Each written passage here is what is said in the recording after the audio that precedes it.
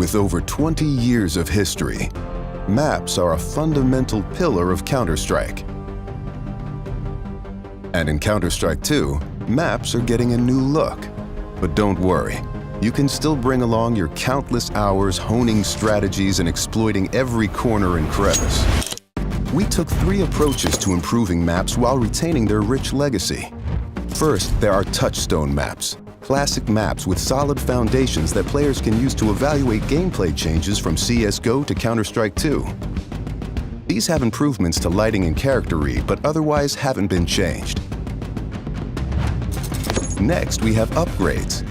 These are maps that use new Source 2 lighting, including a physically based rendering system that produces realistic materials, lighting, and reflections. And finally, overhauls.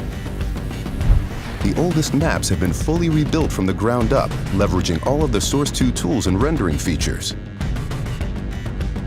These tools will be available for community map makers to make it easier to build, experiment, and iterate. With upgrades to lighting, player read, and materials in Counter-Strike 2, even the familiar will feel brand new.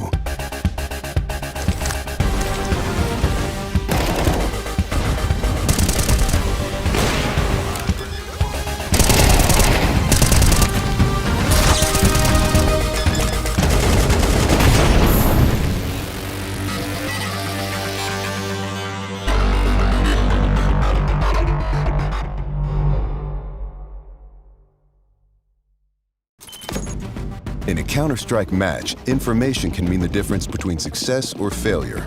As a result, smoke grenades have become a cornerstone of team tactics. With Counter-Strike 2's new game engine, we've evolved smokes and made them dynamic. Smoke grenades now create volumetric 3D objects that live in the world. Now, not only do all players see the same smoke regardless of position, but the smoke can interact with the environment in interesting ways. It reacts to lighting, grows to fill spaces naturally. The shape of the smoke cloud can be pushed and carved by bullets and grenades. In Counter-Strike 2, smoke grenades provide even more tactical opportunities. They're just going to look and play better.